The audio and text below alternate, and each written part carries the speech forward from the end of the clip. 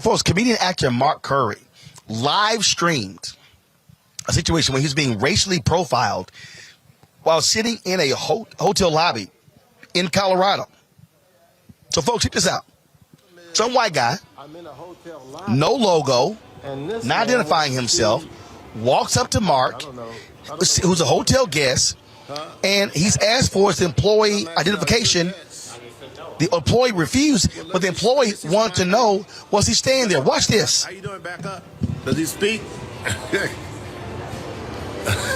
Hello, back up. John, you've been here for 15 minutes. No, sir, I've not been here.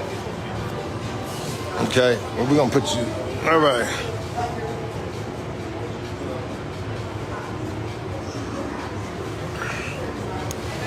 People, he's asking me for I can't be in the hotel lobby.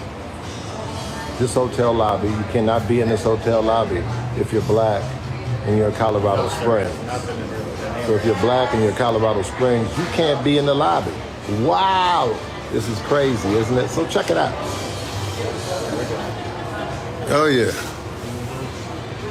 Yep, that's the only reason. Yeah. Look, they got a black man in Colorado Springs, so they send this dude. Look. Yeah. Oh yeah. The one he talks now. He talks. Yeah. Yeah. So a black man can't be. Pull a race car. Yeah. I'm trying to pull a race car, boy. So we got an Uncle Tom calling me, say I'm doing the race car, but he hanging with this dude. This is what it's all about, people. He called me the race car. We haven't called you anything, sir. We haven't called you anything. Yeah. No, sir. I've asked you very politely. What'd you ask me, sir? I can't hear. Are you a guest of the hotel? I can't hear you. Say it again. You heard me. I couldn't hear you. My hard of hearing. And then the brother here. Really on TikTok or Facebook? Which one is it? He a brother. Look, he a brother, but he hanging with the white man, saying I'm pulling a race car. Look at the way this motherfucker look. He need a race car.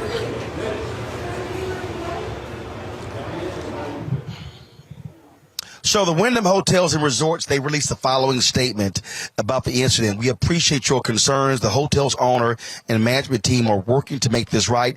Room is being refunded, and Mr. Curry has an open invitation to return anytime in the future at no cost. Hotel is also revisiting staff training to ensure all feel welcome. Here's what's so crazy here, Amakongo. He's sitting in the lobby. This guy just walks up to Mark, is questioning him. You don't know if he works there or not. He looks like some random guy just asking Mark Curry, do you stay here? He's in the lobby. What the hell?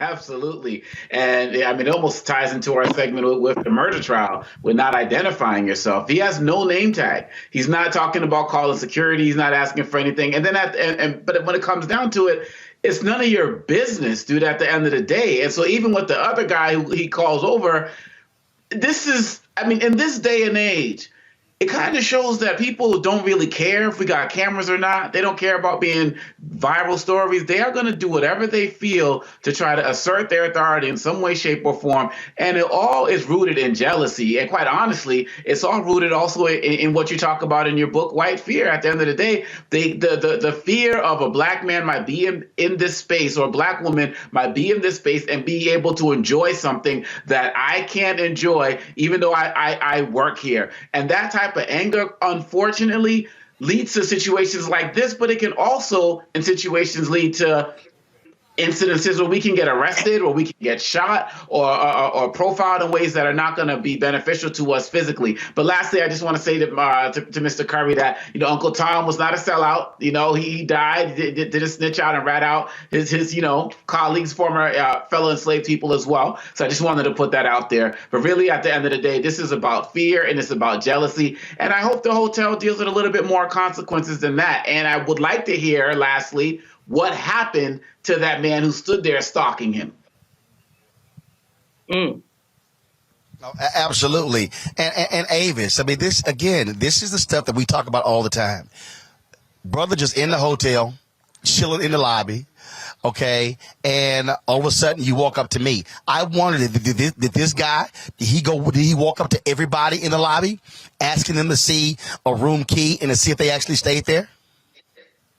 Yeah, and great question. And what really struck me in terms of the video footage there, I didn't see anybody else in the lobby. I mean, it's not like there was a need for seats. Where the hell were the people? Okay. Which suggests that there was lots of space there. What was he hurting by taking up that one space? Look, where are the rest of the people? Where are they at? Where's all the people that supposedly are in rooms that need that space in the lobby? I don't see them. So to me, this is really about, I think at the root of it is this issue of jealousy, as was mentioned. I mean, Wyndhams are okay. They're not the best hotels in the world, but I will say this, perhaps that person who works there is jealous and doesn't even think it's possible that a black man could afford to stay there. And so there he goes to approach him with the black sidekick who apparently needs his job. So he's going to sit there and man corner him as he's here harassing Mark Curry. It is really an issue of not only white fear, but at the root of it, white jealousy. Julian, again, we talk about this stuff all the time. Look, I have been to numerous hotels, and there are times I've been to hotels, I wasn't even staying there, but I was visiting somebody. I was waiting on somebody. And I get Wyndham's statement, oh, we're going to be focusing on training. No. You got to go a little bit further, because you got to ask the question, what made you think that you decided to want to walk up to this man? And I would love to see the security video of the lobby to see if there's anybody else who he walked up to. Roland, this is economic envy at its height. Economic envy is what leads to lynching. We can go back to the history and talk about economic envy. When white people see that black people have too much, they come at us. They've come at us in terms of causing our banks to fail, our businesses to fail. Black Wall Street is a classic example of economic envy. But more than that, this is pure caucasity. This is caucasity at its absolute worst. If that man works at the hotel, he needs to be fired. This little milquetoast statement about better staff training, how about just some common sense? You just do not walk up to some random brother who's sitting there minding his business. As you say, you and I and everybody on this panel, we travel, we've been to hotels. Hell, I've sat in a hotel lobby, minding my business, not staying there, not getting anybody else, just getting a cup of coffee because I had an hour to kill. And I wish somebody would come up and say something to me. It would be another segment of Roland Martin Unfiltered, because there would be consequences. But in any case, if this guy works for Wyndham, he needs to be fired. This staff training stuff, this is not common sense. This is viral, ignorant caucasity and economic envy. And like Ava said, I mean, Wyndham's ain't all that. I mean, if it was the Ritz, it wouldn't be another story, but I could see the caucasity. But, you sit there, Wyndham is like a 3-star at best. Come on now. And this guy, look at him. He's smirking and carrying on. And I don't know, poor little brother, like somebody said, he obviously needs his job.